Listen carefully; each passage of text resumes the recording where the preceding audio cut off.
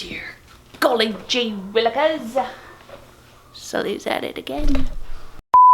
Hey everyone, in today's video, we are going to talk about growth mindset. So I first want to share 3 quick little common mistakes that teachers can make to create a false growth mindset. And then I have 3 of my favorite books to read for fostering growth mindset in your own classroom. This video will be great if you are already implementing growth mindset because you might get some book suggestions as well as really thinking about those mistakes that some teachers often make. And if you are not teaching about growth mindset, then this is a video to learn a little bit about it and why you might want to teach it with your students. If you've watched my videos before, then welcome back. And if not, my name is Susan Jones. I'm a former 1st grade and K-2 literacy teacher who now spends a lot of time here on YouTube making videos like this for teachers like you. If you're ready to dive in, then give this video a like, subscribe to my channel, and let's get started.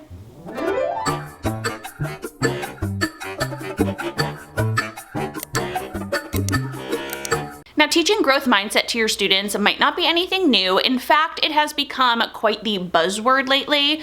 And because a topic becomes really popular, some teachers may not have the scientific reasoning behind it and about how to actually teach it to your students.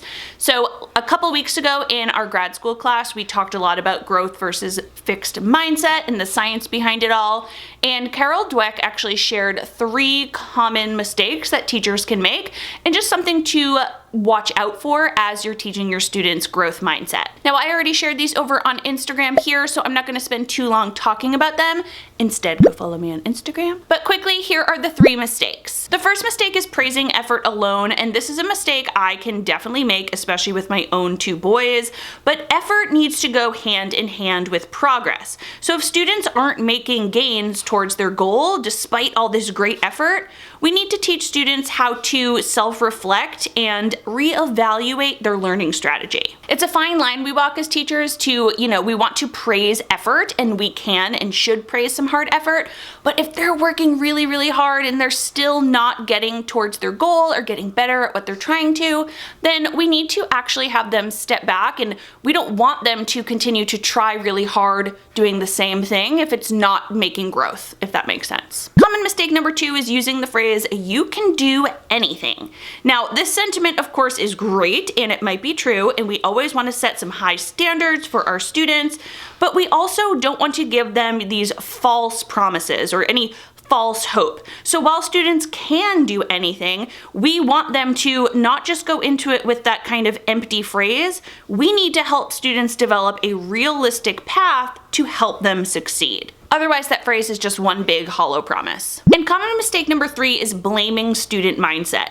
Now, this usually happens indirectly when students aren't reaching their goals, and we might falsely kind of insinuate that they're not reaching their goals because maybe they aren't trying hard enough within their growth mindset, or maybe they aren't persevering.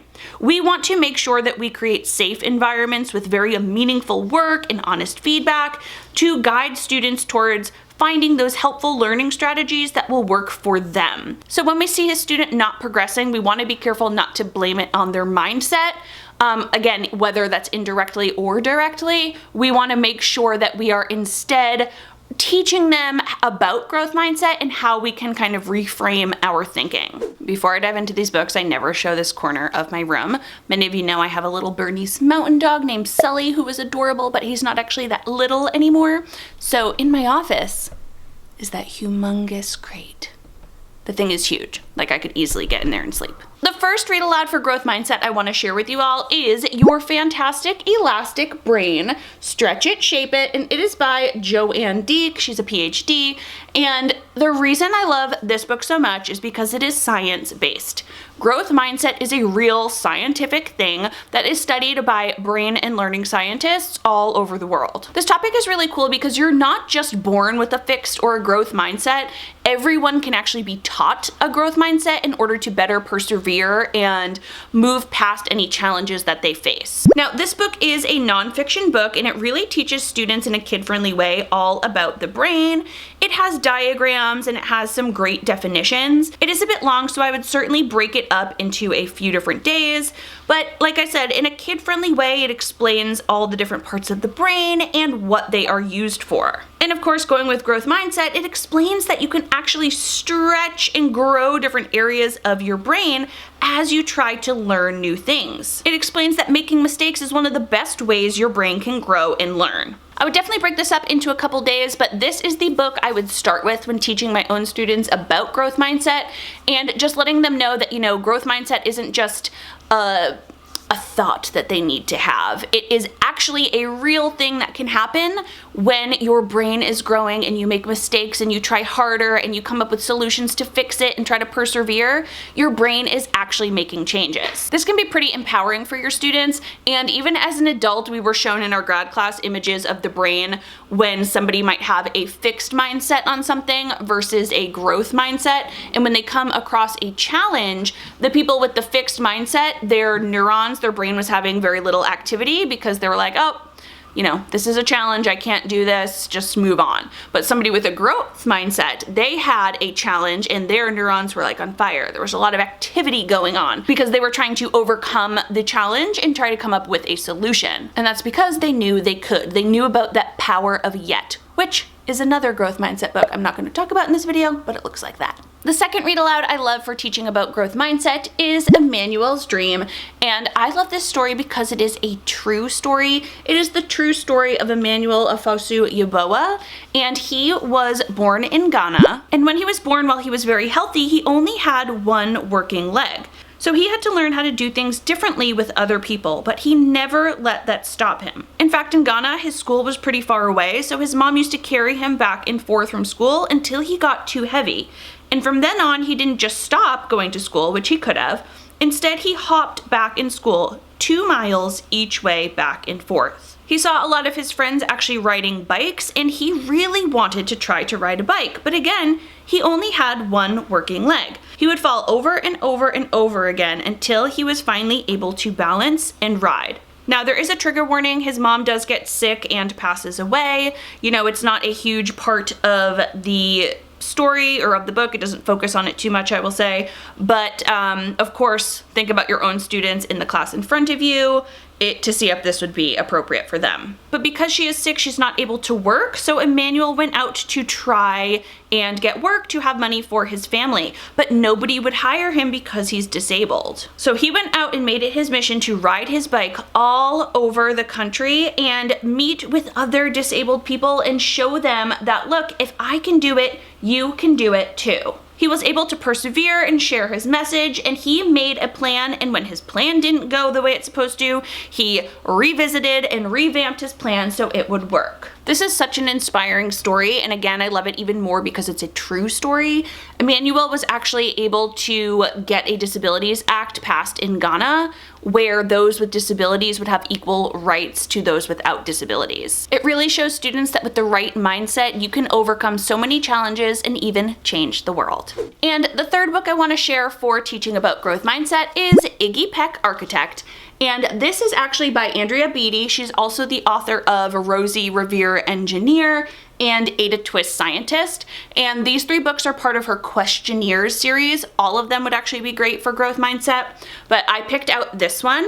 And I love this book because it's about a little boy who ever since he was 2 years old was an architect. He would build all these crazy things out of dirty diapers and dirt and apples, and it's a rhyming book, so it's a lot of fun to listen to, and it's kind of fun to watch and see what he actually ends up building with all these fun materials. Now, everyone was supportive of his building until he went to 2nd grade and met his teacher, Miss Lila Greer. She really shut down his dreams of being an architect, and we even learn a little bit about why she feels that way based on something that happened in her own past. But again, she kind of crushed his dreams, and he felt pretty sad to have to be at school all day when someone didn't really believe in him. But he did not give up, and one day when they went on a field trip, his skills as an architect actually saved the day and saved his teacher.